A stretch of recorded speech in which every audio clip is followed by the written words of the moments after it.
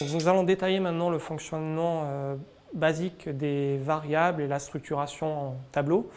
Alors, on appelle une variable une zone mémoire de l'ordinateur, une case mémoire dans laquelle on va pouvoir stocker une information unitaire. Par exemple, un entier, un caractère. Cette zone de mémoire va être manipulable en lecture et en écriture. Donc, on va pouvoir lire des données stockées dans les mémoires et écrire des données dans la mémoire stockées dans des variables. Donc, on va différencier différents types de variables parce qu'on va appeler des types. En ces langages faiblement typés, on va avoir un faible nombre de types de variables. Pour être plus précis, des nombres de type entier, des nombres de type réel, donc à virgule, des caractères, des pointeurs. Alors les pointeurs, c'est un type de variable bien particulier qu'on retrouvera plus tard qui permet de stocker une adresse. Donc finalement, le positionnement d'une autre variable en mémoire, des tableaux et des structures, sachant que les tableaux et les structures sont en fait des compositions des autres types de variables. Plutôt servent à composer, à agréger les autres types de variables. Dans un tableau, je vais pouvoir stocker plusieurs entiers ou plusieurs réels, etc. Et dans une structure, des types différents. Donc, la notion de type a plusieurs buts. Le premier d'entre eux est d'aider le compilateur à connaître l'occupation mémoire que l'on va utiliser pour stocker une donnée. Donc, dans un ordinateur, l'unité minimale utilisée de nos jours, c'est l'octet. On ne va jamais pouvoir stocker une information plus petite qu'un octet. Au minimum, on occupera un octet, voire en pratique 4 octets. Et donc, chacun des types de variables que l'on va utiliser va pouvoir être stocké dans des emplacements de tailles différentes. Par exemple, si je code un entier sur un octet, je vais pouvoir stocker des nombres allant de 0 à 255. Si je code un entier sur 4 octets, je vais pouvoir aller stocker des nombres de moins 2 milliards à plus 2 milliards. Donc, associer d'un nombre de cases mémoire potentiellement différents par variable. Donc, le type de la variable sert à connaître exactement, avec précision, la taille d'occupation de la variable dans notre mémoire. Elle va aussi aider le compilateur à vérifier que vous n'écrivez pas des choses complètement aberrantes. Par exemple, si vous essayez de stocker un pointeur dans un entier, le compilateur saura le détecter puisque reconnaît le type pointeur différent du type entier et sera capable de vous le signaler à travers une erreur de compilation en vous disant attention, ça c'est quelque chose qui n'a pas de sens logique, donc faites attention à ce que vous faites, vérifiez ici, il y a quelque chose qui ne va pas. Donc, deux buts principaux au type, permettre au compilateur de réserver la taille mémoire nécessaire au stockage d'une variable en mémoire et de vérifier si vous ne faites pas de conneries. L'idée étant que le compilateur ne va pas pouvoir détecter toutes les erreurs potentielles que vous allez faire, mais certaines d'entre elles et vous aider donc sur ces plus grosses erreurs. Alors, une variable se distinguera par un nom. Chaque variable possédera un nom et il y a un certain nombre de règles qui vont gérer la formation de ces noms-là. Donc, une variable peut être formée de lettres de l'alphabet en majuscule ou en minuscule, de chiffres et du caractère underscore, le caractère souligné sous la touche 8, en gardant en mémoire que le premier caractère sera nécessairement soit une lettre, soit l'underscore. Vous ne pourrez donc pas commencer le nom d'une variable par un chiffre. Cette limitation est simplement due est là pour faciliter la lecture de votre texte par le compilateur. Il est plus facile de distinguer un chiffre suivi d'une opération si les variables ne contiennent pas eux-mêmes de chiffres en première lettre. Donc, valeur 1 tel que écrit ici sera le nom d'une variable possible, underscore valeur aussi, mais 1 première valeur en commençant par le caractère 1 ne pourra pas désigner une variable. Attention aussi, autre spécificité du C et de beaucoup de langages de programmation, le C tient compte de la case des lettres. La case c'est-à-dire le minuscule, le majuscule. Donc un petit v sera différent d'un grand V. Donc une variable valeur 1 avec un V minuscule et valeur 1 avec un V majuscule seront considérées comme deux variables distinctes, donc deux cases mémoire différentes par le compilateur. Et il est enfin interdit d'utiliser le caractère d'espace, un caractère blanc, ou la tabulation, à l'intérieur d'un nom de variable. En fait, tous ces caractères blancs, espace, tabulation, retour chariot, c'est-à-dire on revient à la ligne, ou commentaire, sont considérés comme des séparateurs. Donc le compilateur se sert de ces éléments-là pour distinguer deux éléments différents dans votre texte. Et donc la plupart des compilateurs acceptent a priori n'importe quelle longueur de variable, mais attention, seuls les 32 premiers caractères sont significatifs. En fait, les caractères suivants ne serviront pas à distinguer deux variables différentes, donc gardez bien en tête d'utiliser des noms de variables ne dépassant pas 32 caractères. Donc vous aurez la possibilité d'utiliser n'importe quel nom de variable respectant ces règles-là, excepté un certain nombre de mots-clés qui sont réservés par le langage. Le C, en fait, est un langage qui a la particularité d'avoir très peu de mots-clés réservés. Ce sont tous les mots qui servent à structurer, c'est le vocabulaire du langage si vous préférez, tous les mots qui servent à structurer le langage. Tous ces mots particuliers sont décrits sur ce transparent. Et on peut les catégoriser en 5 grandes familles. Les mots-clés qui vont servir à spécifier un type de stockage. Alors, la plupart du temps, vous utiliserez très peu de ces types-là. Par exemple, si on veut préciser qu'une variable doit être forcément désignée un registre, vous vous souvenez des registres, les zones de mémoire rapides qui sont en nombre très limité dans un ordinateur, mais extrêmement rapide. Vous avez la possibilité de créer une variable et de dire « je veux que ce soit un registre ». En C, ce ne sera pas exactement « je veux », c'est « j'aimerais que ce soit un registre ». C'est le compilateur qui décidera pour vous si ce sera un registre ou pas, du fait que c'est une ressource extrêmement limitée. Statique, on verra plus tard, externe, type def, donc qui vont modifier le type de stockage, de quel type de mémoire vous allez parler. Des spécificateurs de type, c'est quelque chose que vous allez continuellement utiliser. À chaque fois que vous allez déclarer une variable, il va falloir préciser de quel type, quel est le nombre d'octets réservé pour cette variable. Est-ce qu'elle peut stocker des entiers, des nombres à virgule ou pas? Donc il y en a un nombre relativement limité. Octets, nombre à virgule en double précision, des énumérations, on verra ça à la fin du cours. Des nombres à virgule en simple précision, des entiers sur 4 octets, des entiers sur 8 octets si vous êtes sur un système 64 bits, etc., etc.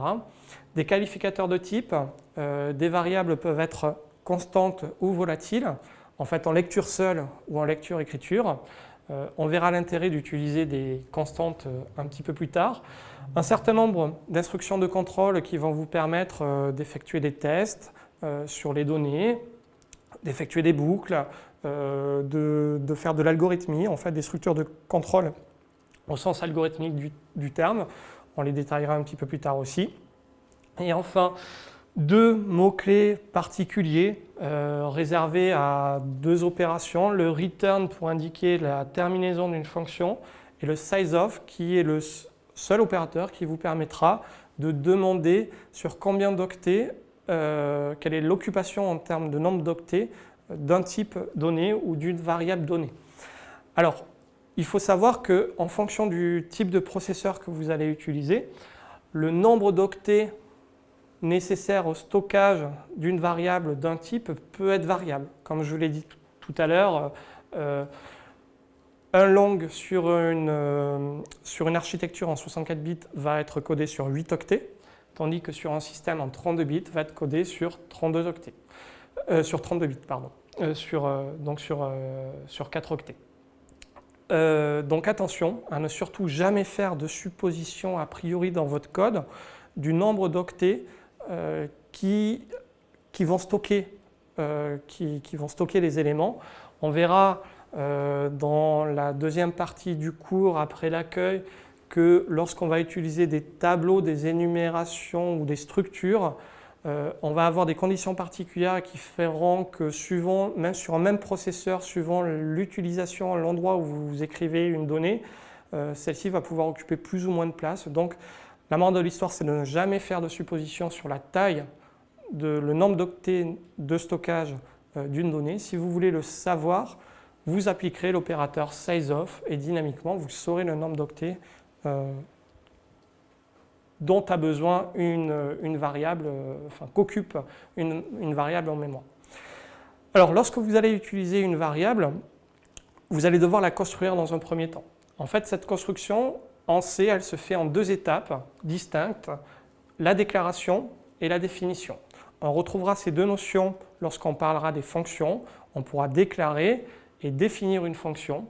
Déclarer une fonction ne fait rien d'autre qu'indiquer au compilateur qu'il existe, ici en l'occurrence une variable qui a un nom donné, mais ne fait rien d'autre. C'est que du déclaratif, on indique au compilateur qu'il existe une variable qui s'appelle comme ça, mais ne demande rien d'autre au compilateur, et notamment surtout pas de créer l'espace mémoire nécessaire au stockage de cette variable en mémoire. Cette création, cette réservation de l'espace mémoire nécessaire au stockage de la variable, c'est la deuxième étape, l'étape de définition.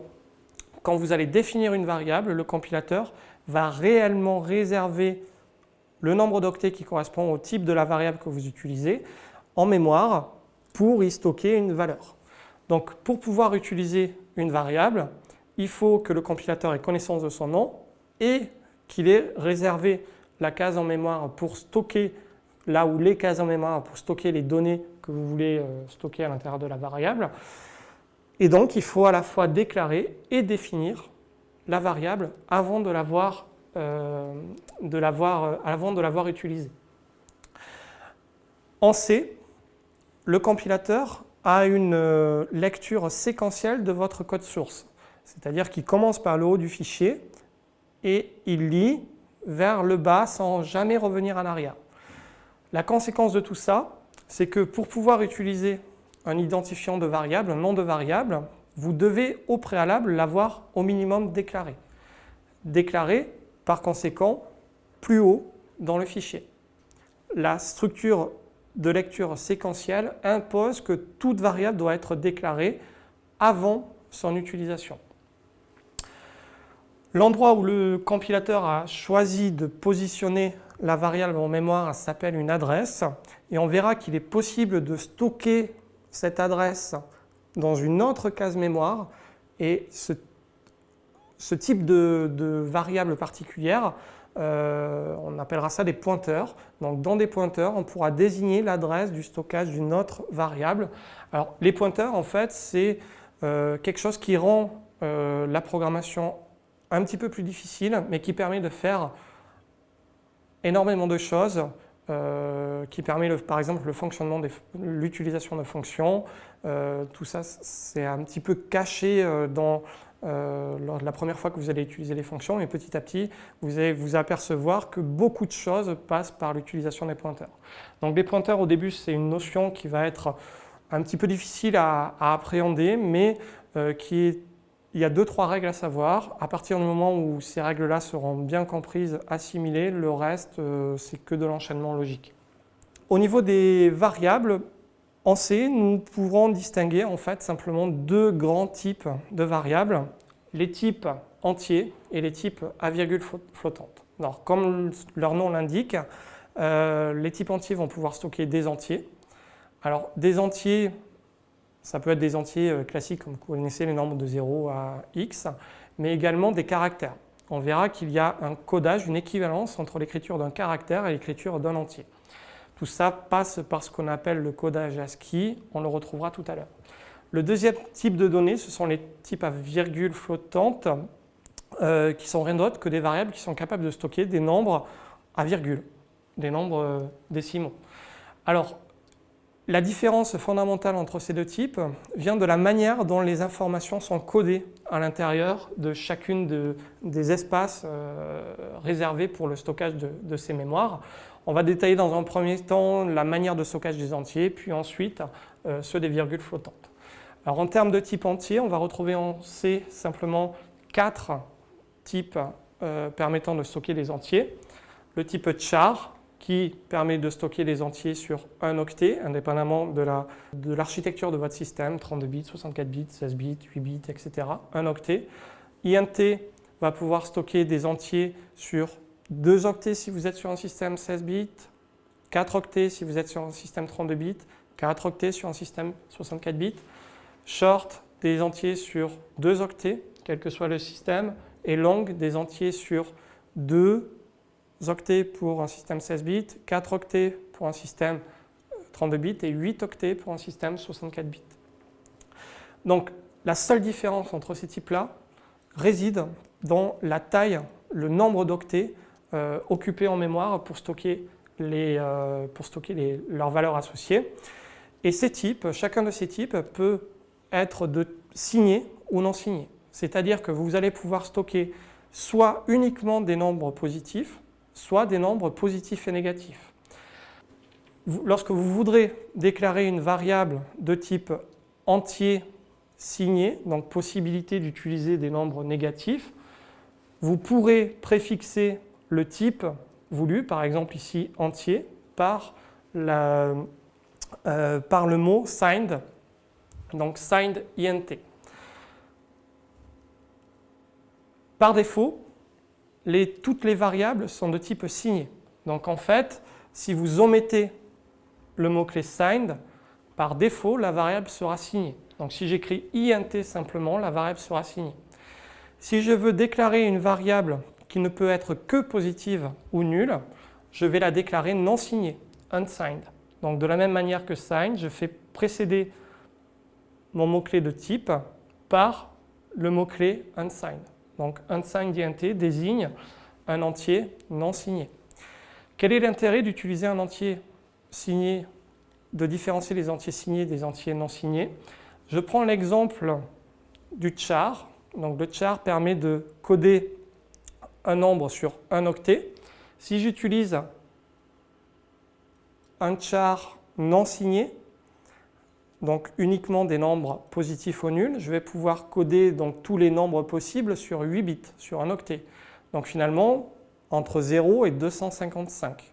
Si j'utilise un char signé, je donne la possibilité à l'utilisateur de coder des nombres négatifs ou positifs, mais j'ai toujours que 256 modalités possibles dans un octet, 256 patterns différents. Et au final, je ne pourrai stocker que les éléments allant de moins 127 à 128, ou de moins 128 à 127. Donc, le fait d'utiliser un typage signé divise par 2 le nombre maximal que vous pourrez stocker dans la variable en question. Pour plus de précision, le type char, donc comme je l'ai dit, est codé sur un octet. Pour des raisons d'alignement, on retrouvera ce terme dans la deuxième partie du cours.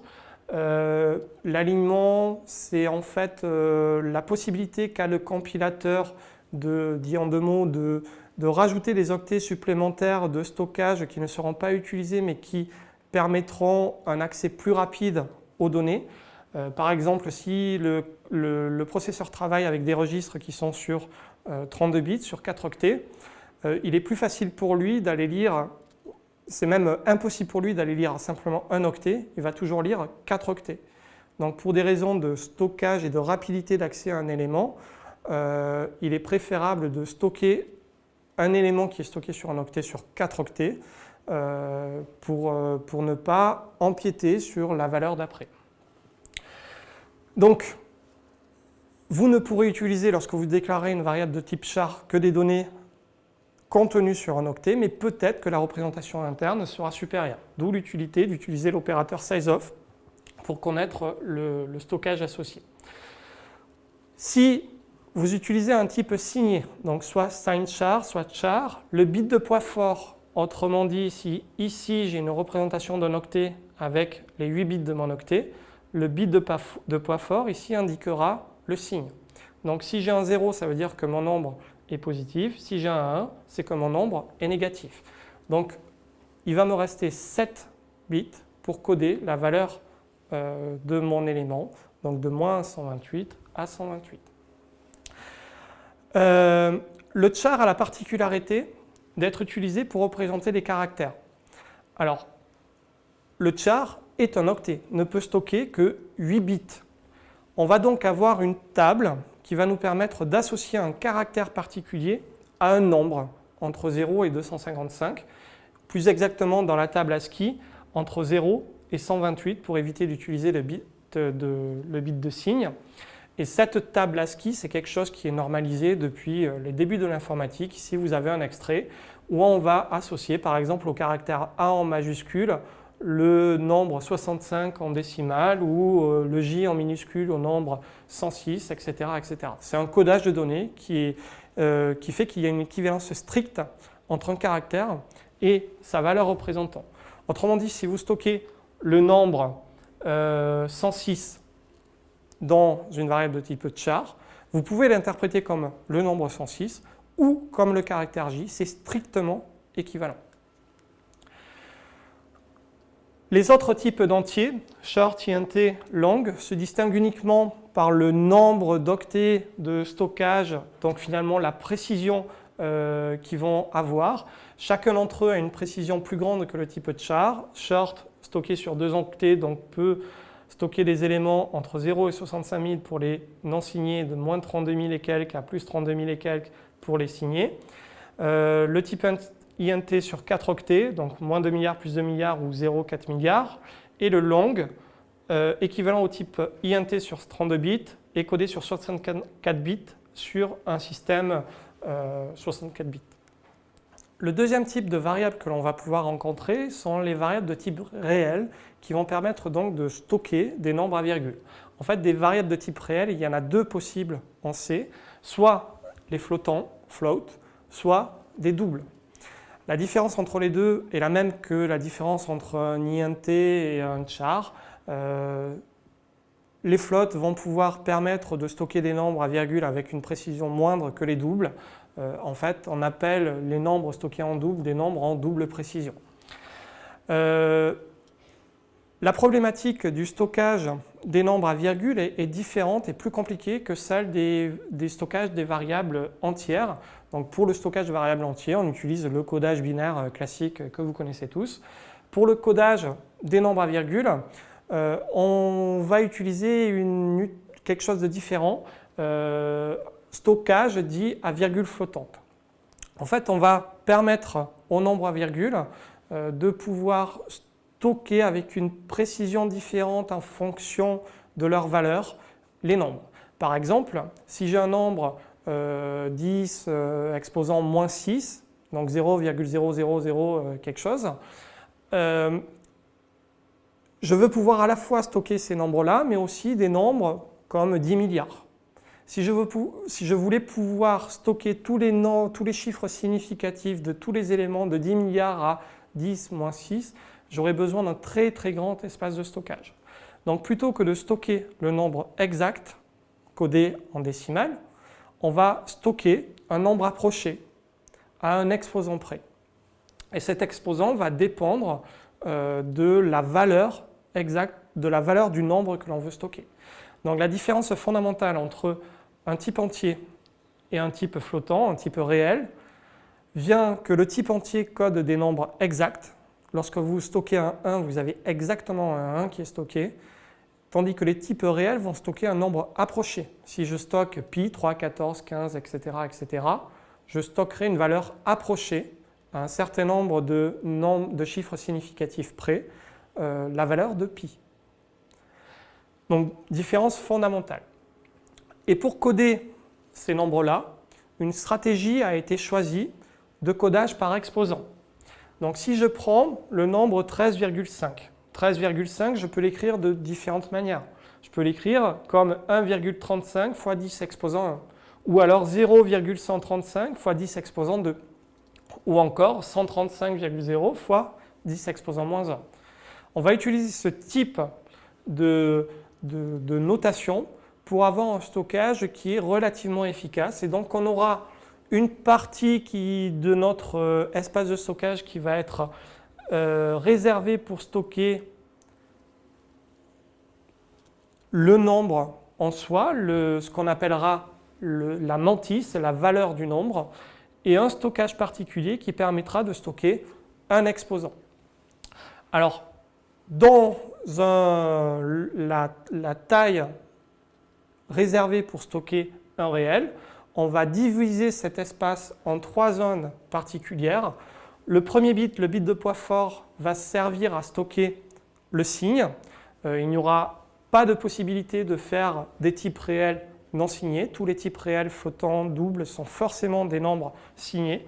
Et de la même manière que pour les types entiers, on utilisera le bit de poids fort pour indiquer le signe positif ou négatif. Et 2 autres zones particulières, une réservée au codage de l'exposant et une réservée au codage de la mantis, de la valeur de la variable. Ce stockage n'est pas en décimale tel que je l'ai écrit ici, mais évidemment en binaire, puisque la mémoire est binaire. Rappelez-vous les signaux électriques, plus 5, 0. Et plus exactement, la valeur, le codage du nombre que l'on va utiliser sera quelque chose donné par cette équation, signe fois 1, la mantis en binaire, multiplié par 2 exposant quelque chose. La valeur de l'exposant. Cette valeur sera forcément une valeur approchée qui dépendra de la précision de la mantis. Si dans la mantis, en décimale, je ne peux stocker que 2 digits, je ne pourrai pas stocker 13,5, mais 13. Donc une valeur approchée de 13,5 avec une précision de 2 digits. C'est ici que l'on va retrouver la différence entre le type flottant et le type double. Le type flottant va être stocké sur 4 octets. Sur ces 4 octets, on va donc diviser nos 3 zones. Un bit particulier va être réservé pour le signe. L'exposant va être codé sur 8 bits. Et la mantis sur les 23 bits restants. Attention, la précision d'un flottant est donc inférieure à celle d'un entier. Dans un entier, j'ai 32 bits significatifs, un entier INT, 32 bits significatifs utilisés pour le stockage de mon nombre. Donc un nombre variant entre 0 et 4 milliards et quelques. Ici, la mantis est codée sur 23 bits, je ne pourrai pas avoir de précision supérieure à 23 bits. Donc si vous essayez de stocker un entier dans un flottant, vous aurez une perte de précision. Il va toujours falloir faire attention à ça. Le deuxième type réel, le type double, est lui codé sur 8 octets. L'organisation est similaire, toujours 3 zones avec un seul bit pour le bit de signe, 11 bits pour stocker l'exposant et cette fois-ci 52 bits pour la mantis. Autrement dit, avec un double, on a une précision supérieure à celle que l'on avait avec un INT. N'oubliez pas que les nombres à virgule, les nombres réels, sont donc stockés en informatique comme des nombres approchés. Si vous essayez de comparer 2 nombres flottants qui sont donc des nombres approchés, la comparaison est une valeur indéterminée. Si je stocke 2 dans la variable a et 4 divisé par 2 dans la variable b, on est d'accord, mathématiquement, la valeur est similaire. J'ai 2 d'un côté, 4 divisé par 2 qui est égal à 2 de l'autre côté. Mais le calcul est un calcul approché dans B et il est très peu probable que le codage de la mantis et de l'exposant soit le même entre A, la variable A, et la variable B. Donc si je fais une comparaison en C, l'opérateur de comparaison est codé par 2 égales. A égale B, ça compare si la valeur de A est égale à la valeur de B. Si j'effectue cette comparaison sur ces 2 flottants, j'aurai un résultat aléatoire. De temps en temps, je pourrais avoir une égalité. Mon égalité sera vérifiée ici. D'autres fois, non. Un résultat aléatoire. N'oubliez pas, le stockage réel, le stockage flottant ou double sont des stockages approchés. Donc, si vous devez comparer des nombres, vous ferez cette comparaison à un epsilon près. Donc, normalement, vous devrez vérifier si la valeur absolue de la différence entre vos 2 nombres est inférieur à un certain epsilon, une valeur de précision que vous aurez donnée. Attention, c'est une erreur classique qu'on retrouve très souvent. Vous êtes en calcul numérique. Le calcul numérique, c'est du calcul approché, à quelque chose près. Lorsque vous faites, donc à chaque fois que vous allez faire des opérations, vous allez glisser une petite erreur. Et si vous faites beaucoup d'opérations, beaucoup de multiplications, etc. sur des données, au bout d'un moment, faites attention à ce que la précision ne dépasse pas la valeur réelle de votre variable. Lorsque vous faites des calculs mathématiques, il faut faire sur des grands nombres, il faut vraiment faire très attention à ça. Et lorsque vous comparez des flottants ou des doubles, la comparaison égale-égale, c'est une erreur, mais une erreur qui n'est pas détectée par le compilateur. Il va toujours falloir faire attention à bien vérifier, non pas l'égalité, mais si la différence, la valeur absolue de la différence de vos deux variables est supérieure ou pas à la précision que vous voulez que vous donnez. Donc pour résumer, en C, on n'a que ce tableau résume tous les types de variables possibles, il n'y en a pas d'autres types possibles, c'est vraiment, le C est un langage très à typage très faible.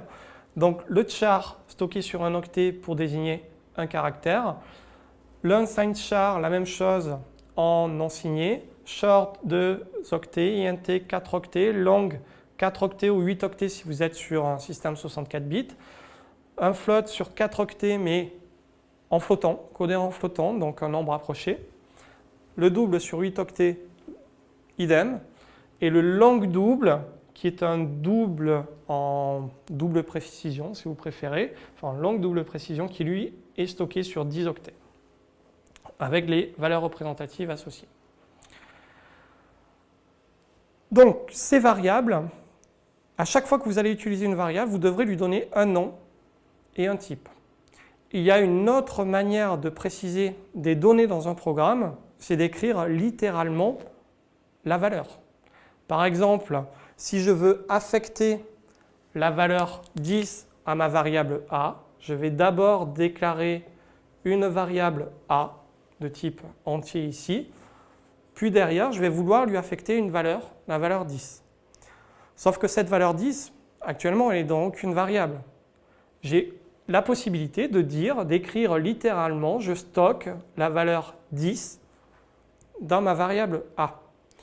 L'écriture que j'ai utilisée ici, c'est l'écriture littérale d'une variable, enfin d'une constante, pardon, d'une constante numérique. Par défaut, lorsque, ici j'écris dans mon fichier source, lorsque j'écris des valeurs dans mon fichier source, par défaut, j'ai un codage décimal de ces valeurs. Il y a un certain nombre de conventions pour indiquer un type particulier sur ces variables-là. Par défaut, lorsque vous utilisez un nombre écrit comme classiquement vous l'écrivez en maths, le compilateur va considérer ce nombre-là comme étant une valeur entière. Si vous voulez indiquer expressément que cette variable n'est pas de type int mais de type unsigned int, vous devrez rajouter le caractère petit u juste derrière. Si vous voulez indiquer qu'il s'agit d'un long, petit l derrière. Un long unsigned, un unsigned long, LU. Donc plusieurs manières d'écrire littéralement des nombres. Si vous ne précisez rien, c'est considéré comme un entier. Si vous voulez que ce soit considéré comme un entier non signé U, un long L, LU. Vous avez aussi la possibilité d'écrire des variables dans un codage différent. Donc ici, quand j'écris par défaut, je suis en codage décimal. Si je veux écrire mon nombre en codage octal, je commence par écrire un 0. Si j'écris 0,10, ce n'est pas le nombre 10 en décimal, c'est le nombre 10 en octal. J'ai également la possibilité d'écrire mon nombre en hexadécimal. Dans ce cas-là, je commence par 0 petit x. Donc ici, le 0x10 ne désigne pas le chiffre 10 en décimal, mais le chiffre 10 en hexadécimal.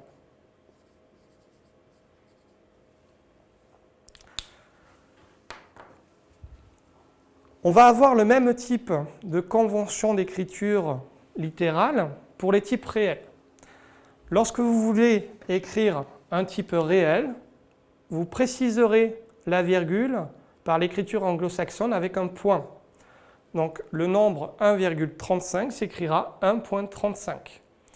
Lorsque j'écris mon nombre de cette manière-là, de la même manière que le 10 par défaut était considéré en écriture décimale de type entier, l'écriture en nombre à virgule, en réel, est considérée par défaut comme une écriture décimale en double. Je vais avoir la possibilité de spécifier des types différents, par exemple mon nombre codé en flottant et non pas en double en rajoutant la lettre F en successeur de mon nombre, et de noter un nombre en expression décimale exposant, avec un exposant. Donc 1,35 c'est équivalent à 13,5 fois 10 exposant moins 1. Pour écrire ce nombre-là, littéralement, j'écrirai 13.5 E moins 1.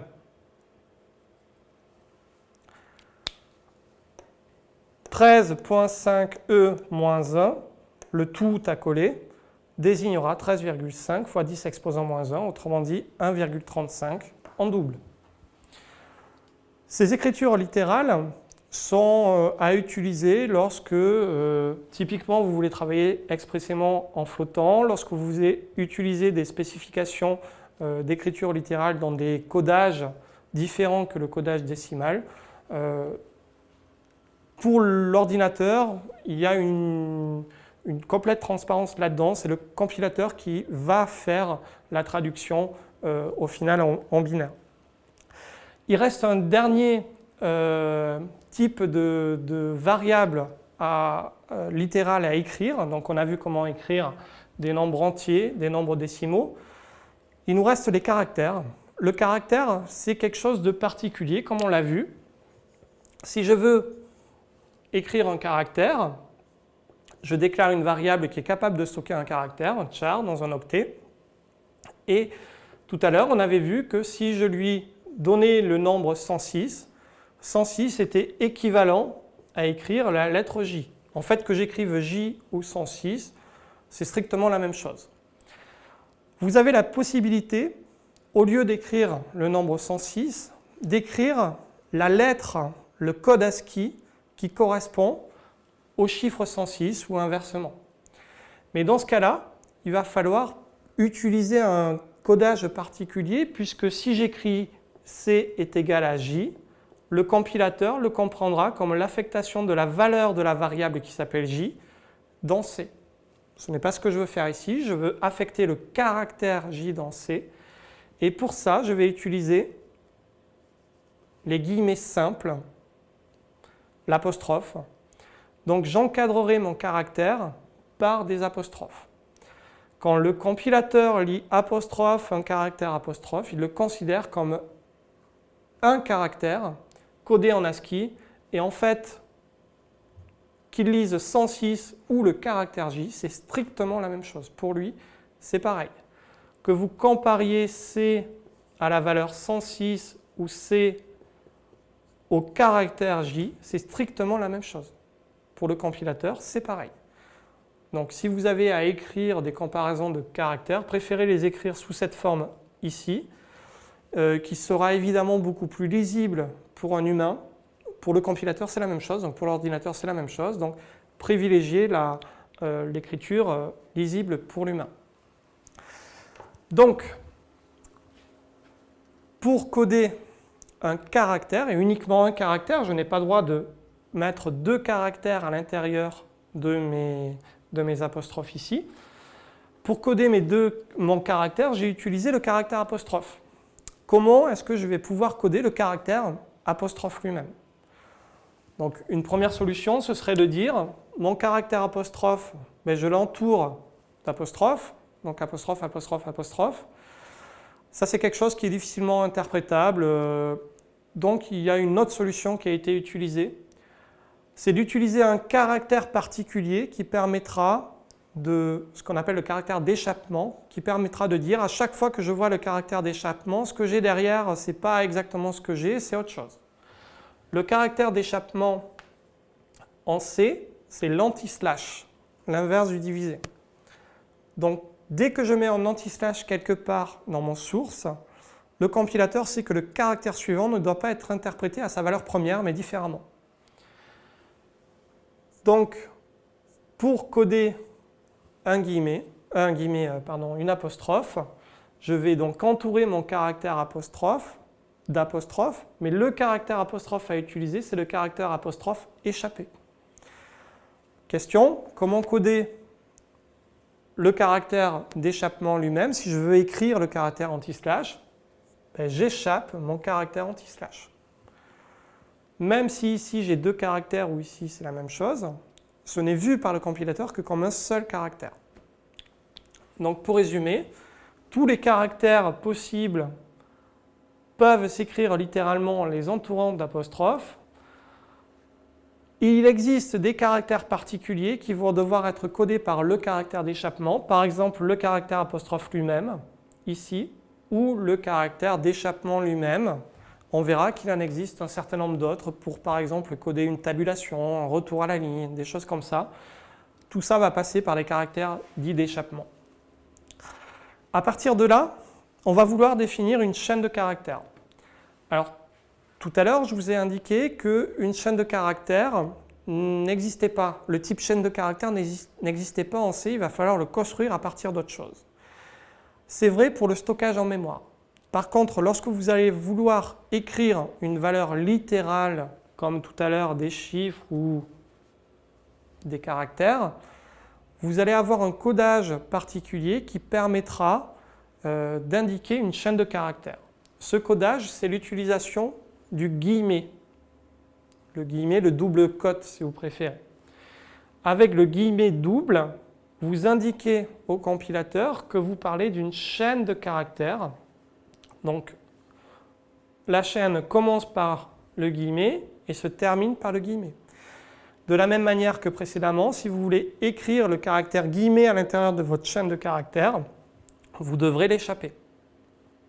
On va retrouver les mêmes règles que précédemment. Alors, qu'est-ce qui va se passer derrière? En fait, lorsque vous demandez d'écrire une chaîne de caractères, le compilateur va créer un tableau. Un tableau, c'est une suite continue de variables de type char. Donc, vous avez un tableau de chars qui ont une longueur qui est le nombre de caractères plus 1.